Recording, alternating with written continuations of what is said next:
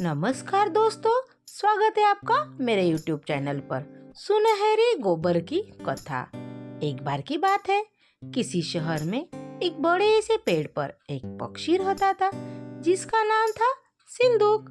सबसे चौंकाने वाली बात यह थी कि उस पक्षी का मल सोने में बदल जाता था। यह बात किसी को भी पता नहीं थी। एक बार उस पेड़ के नीचे से एक शिकारी गुजर रहा था। शिकारी उस पेड़ के नीचे आराम करने के लिए ठहरा। वो आराम कर ही रहा था कि इतने में सिंदूक पक्षी ने उसके सामने मल त्याग कर दिया। जैसे ही पक्षी का मल जमीन पर पड़ा, वो सोने में बदल गया। यह देखते ही शिकारी बहुत खुश हुआ और उसने उस पक्षी को पकड़ने के लिए जाल बिछाया। सिंदूक जाल में फंस गया और शिकारी उसे अपने घर ले आया। पिंजरे में बंद सिंदूक को देखकर को चिंता सताने लगी कि अगर राजा को इस बारे में पता चला तो वो सिर्फ सिंदूक को दरबार में पेश करने को कहेंगे, बल्कि मुझे भी सजा देंगे। यह सोचकर डर के मारे शिकारी ने खुद ही सिंदूक को राज दरबार में पेश कर राजा को सारी बात बताई। राजा ने आदेश दिया कि सिंदूक को सावधानी से रखा जाए और उसे अच्छे से खाना खिलाया जाए।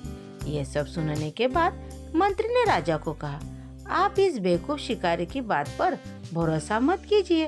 कभी ऐसा होता है क्या कि कोई पक्षी सोने का मल त्याग करे? इसलिए अच्छा होगा कि इसे आजाद कर का आदेश दे।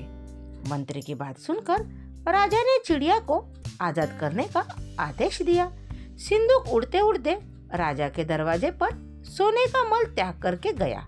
यह देखते ही राजा मंत्रियों से उसे पकड़ने का आदेश दिया, लेकिन तब तक वो पक्षी उड़ चुका था। उड़ते उड़ते सिंदूक कह गया, मैं बेवकूफ था जो आज मुझे राजा के पास ले गया। राजा बेवकूफ था जो मंत्री की बात में आ गया। सभी बेवकूफ एक ही जगह ही है। कहानी से सीख।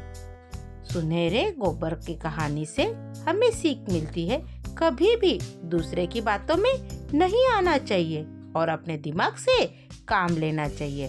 तो बच्चों, आपको कहानी कैसी लगी? कहानी पसंद है तो कहानी को लाइक कीजिए, अपने दोस्तों में शेयर कीजिए। ऐसी नई नई कहानी सुनने के लिए चैनल को सब्सक्राइब कीजिए।